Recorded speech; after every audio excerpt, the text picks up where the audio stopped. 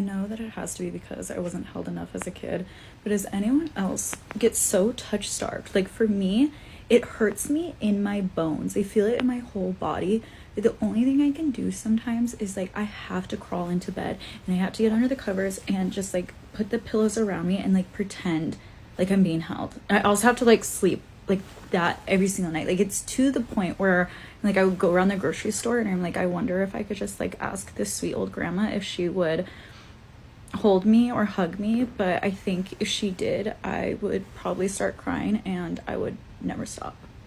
Please, someone tell me I'm not alone. This is gonna sound a little vulnerable, pathetic loser of me, but nobody really talks about how when you get out of relationships and you're just like single for a while, you really get touch deprived. I don't even mean in like a sexual way, but it's just like simple shit, like even getting like a hug. Like I just find myself yearning for, oh my God, so pathetic loser. But anyways, like I just find myself yearning for like a genuine hug from somebody that likes me. And no, I don't mean like from a friend. I don't want a friend hug. I don't want a hug from my dad. I mean like somebody who you like and they like you back, and just like the innocence of it all and the physical touch aspect of it all. And again, not the sexual thing. I'm sure if you like engage in sexual stuff, even when you're not in relationships, you probably have no idea what this touch deprivation feels like. But when if you're like me and like you just don't do that stuff and you need a relationship, like wow, it does not, like yesterday was like, it got so bad. I was just laying in bed last night. I'm like, nothing's making this feel better. Like I tried to like hug myself, wasn't working. Tried to hug a pillow, wasn't working. I literally was on Reddit, like how to get rid of touch deprivation. And people are like, go to a massage, get like a pedicure done. I'm like, that shit, like it doesn't hit the way getting a hug from somebody you like hits. Anyways, on a new chapter of dealing shit I'm finding out as my first time being single, touch deprivation sucks. Yeah. My problem is I can be like, you know what? I want a little bit of male attention, okay? I want a little bit of that male gaze. And then like 5 million men could give me attention and I would literally sit there and be like, no man has given me attention in 50,000 years. And the reason is because that I really just want one specific man's attention. Like there's just one man I have in mind, and if that man isn't giving me attention, then every single man in the entire world could give me attention and I would still be like, ah. They're calling it the drought, not the dating drought. They already named that one. This is the physical one, the one where a woman hasn't been held, kissed, or even brushed against by a man in so long that her nervous system starts treating it like starvation. And the behavior coming out of that starvation is where it goes from sad to genuinely strange. Bro, I'm about to vent because I'm just about over literally everything. Where are the girls? Girls, let's just keep it at that. Who have hobbies. I have hobbies, but I have exhausted every single one of them. I have no friends to talk to or hang out with. Well, I have people I could talk to. They're just so far away it doesn't help.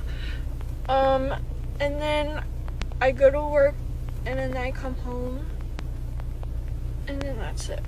So like, what do I do with my life? I don't talk to anybody.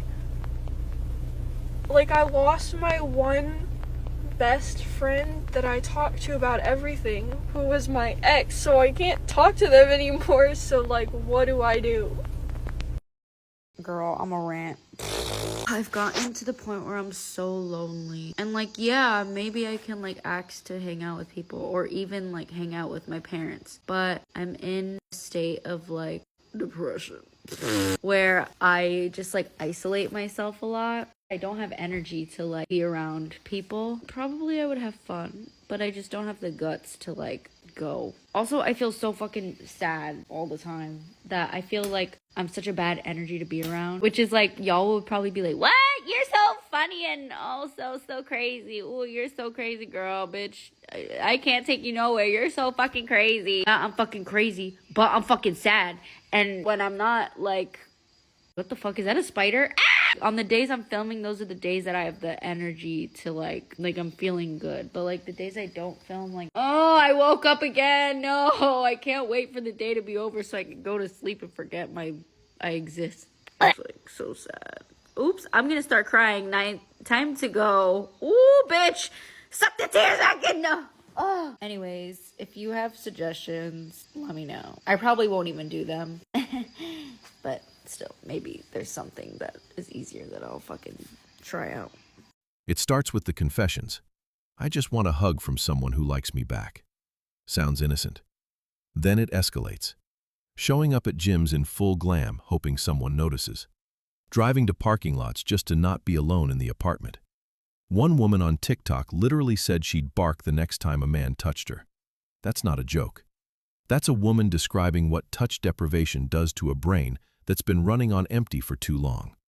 When you are an independent woman who is comfortable sitting alone on a Friday night, eating ice cream in a bikini on your couch, that's a dangerous position to be in. Because when a woman is totally good on her own, is paying her own bills, happy on her own, like, sorry dudes, but you gotta bring some shit. You gotta bring something different to my life for me to wanna, like, change it. Like, this is peaceful. I'm in a polka dot bikini on my couch, eating this protein ice cream that's made of cottage cheese. Supposedly has 44 grams of protein per container. See that? That's how they get you. You see it and you think it's in a serving. Anyway, once you're content, it's no wonder girls stay single. Because, like, why would I want to give up my peace for someone who's just mediocre? Just saying. You haven't been touched in months, maybe years, and it feels like it's breaking you. I'm Sarah. I'm a licensed therapist, and I work with couples and individuals in my practice, and I work as a coach online with midlife women and older as they write the next chapter of their lives. You can follow and like if this kind of content is helpful to you. So many women at midlife feel touch-starved, and it's really not about sex. It's about connection, being held, feeling seen, and an ache can arise that can feel like neediness. But it's basic humanity. Everyone deserves emotional closeness and physical care. And ironically, we as moms often, when our children are young, feel like we're overtouched and don't want it at that point. But at midlife and beyond, we reach this transition where we can feel like we're not getting it at all. It starts with recognizing that you're allowed to want it. So if you could use more support on intimacy, connection, and emotional honesty, follow and like for more. You can put me in the comments, and there's a link in my bio to learn more about my one-on-one coaching programs. Here's what makes the drought different from regular loneliness. Loneliness is, I wish I had someone.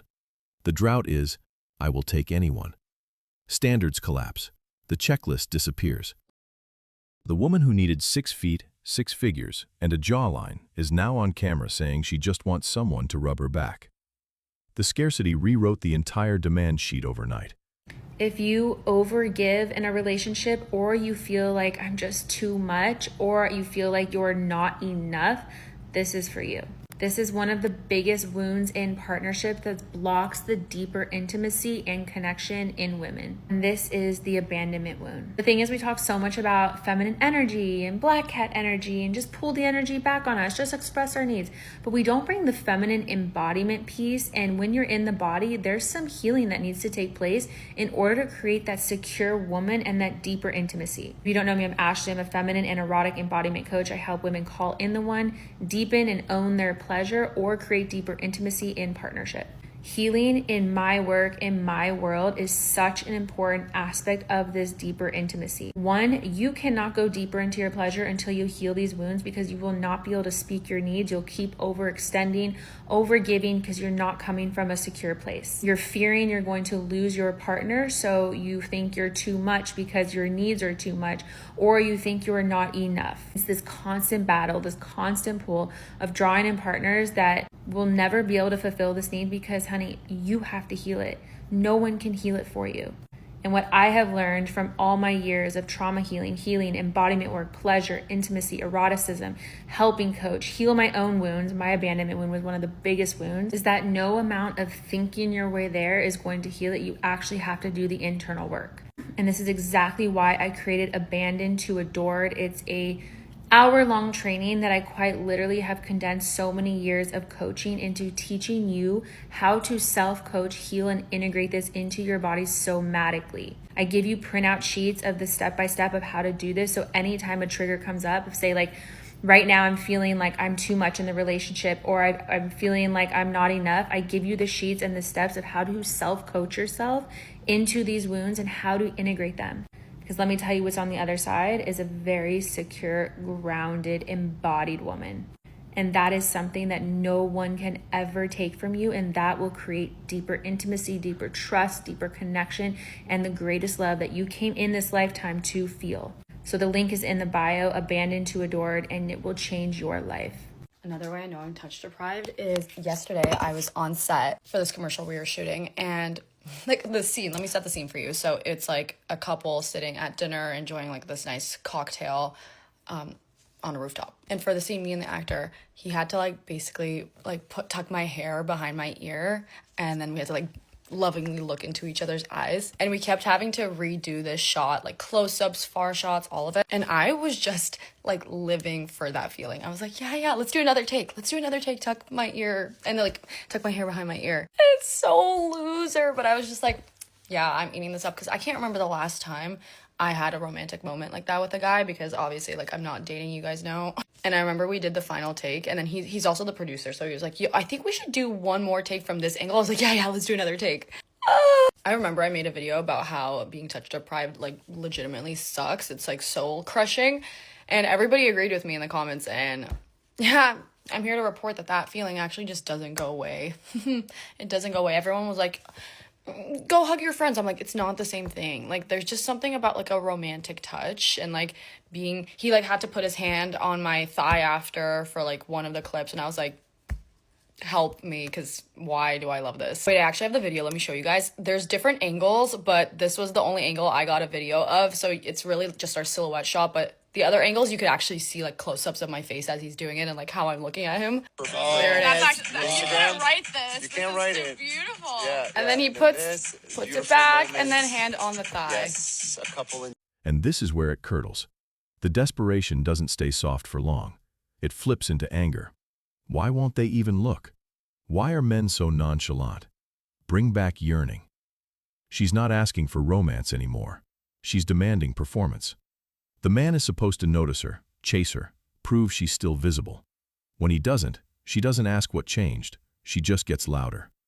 Most women want anticipation. They want to be teased. They want to be touched throughout the day. Holding hands or just touching her in a really loving way is a lot more likely to open her up to sex, because sex is an emotional experience for women, than like grabbing her ass. I need to touch some fucking grass. I cannot be trusted out in public anymore. All because I am touch starved. Y'all ever been touch starved? I wouldn't wish it on my worst enemy. Last night I go to two friends at the Armory in Minneapolis with my best friend. And for the record, I was looking hot, objectively. Essentially, we meet up with this group of people that we hung out with the whole night, and one of the girls introduced me to this guy. And before two friends came on, we decided to go all the way up to the front. I'm holding this man's hand, right? I'm literally just holding a man's hand. But when I tell you, this man at one point like squeezed my hand in what felt like a super intimate way, it awoke something in me that was dormant for the past 3 years.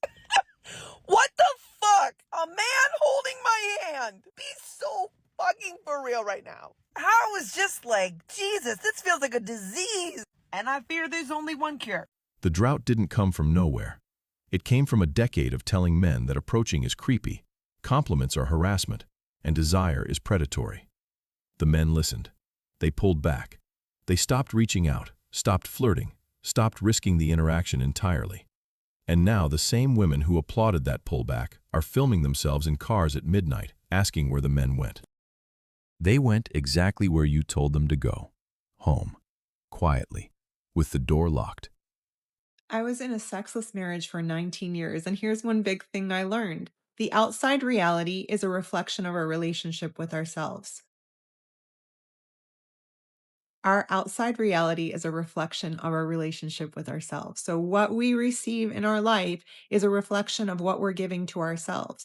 After my divorce, I went on a spiritual journey. I awoke to the truth of who I was. Little by little, I started to understand that our outside reality is a reflection of our relationship with ourselves.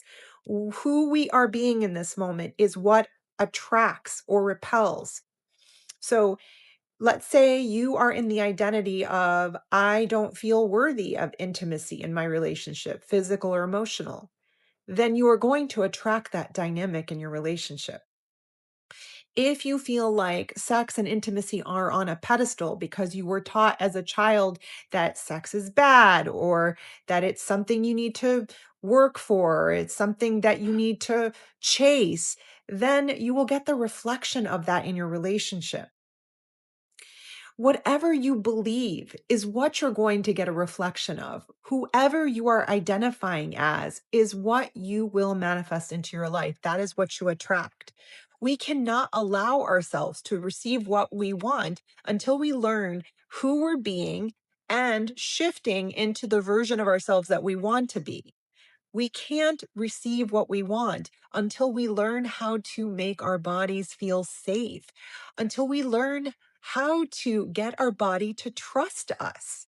When we build trust in our nervous system, then we build a stable framework that allows us to trust in the world, trust in the universe, trust in God, trust in life, trust in others, and be discerning about who we trust in. Of course, not everyone is trustworthy. Not everyone gets to have access to us, but we have to build that self-concept of, I am a woman who is worthy of being chosen and prioritized and loved unconditionally. I'm a woman who gets to feel fulfillment. I'm a woman who gets to enjoy my life to the fullest. I'm a woman who gets to have fun and play and do the things that I love to do. I'm a woman who gets to do what I love and make money from doing what I love. I'm a woman who is feeling the abundance of life flowing through the tissues of my body.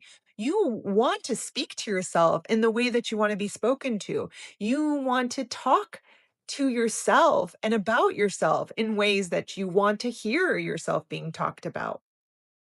Ultimately, it's your relationship with yourself that is the energetic blueprint for what you receive in your life.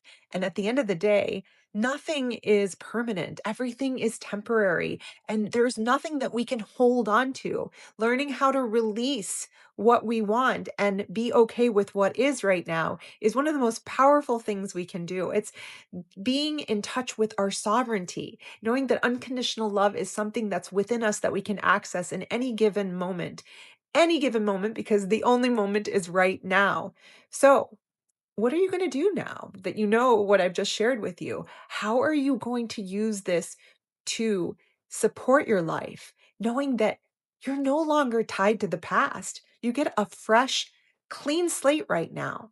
What are you willing to let go of now that you get to start fresh? I'd love to know. Does anybody want to cuddle? I realized today that I have been incredibly touch-starved, and it's one of those weird things that you don't even realize you've been missing out on until something happens, and then you're like, oh my God, when was the last time that I felt real human touch or connection? I was getting my nails done today, and you know when you're getting your nails worked on, the technician will be working on one nail and the rest of your hand is kind of curled around their hand. So this guy was doing my nails, and I could feel the warmth of his hand, and it hit me, when was the last time I held somebody's hand? And I don't want you to think that I'm being disgusting with a person who's just trying to do their job. It has nothing to do with sexual attraction or me wanting him or anything like that. It was just him holding my hand made me realize that I haven't had that kind of connection with anybody in almost a year. The last time was when I was in Colorado last July for my birthday with this woman that I was seeing at the time. And so whenever I left her to come back home, that was the last time that I had any kind of physical touch like that with someone intentionally. Now, obviously, I'm here with my son and my family, and I've hugged my family. We're Hispanic, so anytime you see family or people that you grew up with, it's always a kiss on the cheek, a hug. You know, I've seen a lot of people that I grew up with around here, So when you catch up with them, they want to give you a hug and things like that. So it's not like I haven't had anybody touch me whatsoever. But it's different when it's a long embrace, a cuddle, holding someone's hand, you know? And I just have really been missing that. And it didn't occur to me until today when I was getting my nails done, of all things. And I've gotten my nails done lots of times since I've been here, but somehow today it just clicked and I was like, oh my God. So yeah, I really need to cuddle someone, hug someone, hold someone's hand. I've been told I'm very soft and cuddly and squishy, so I'm comfortable, apparently. This is mostly a joke, like the offer for cuddles and things, because obviously how am I going to do that through the internet? That doesn't work that way. But yeah, it's, I miss it. I really miss feeling someone close and feeling safe and comfort. So, any takers? Just kidding. Bye. The drought is proof that male attention was never free. It was just underpriced. The men who withdrew it didn't do it out of cruelty. They did it because the cost of giving it got too high and the reward disappeared entirely. If you're watching this as a man, understand what your attention is actually worth. Don't hand it out to anyone filming a breakdown about not having it. That's not your emergency. That's the market correcting. Subscribe to Male Imperium for more. Drop your thoughts in the comments and hit that like button on your way out. See you next time.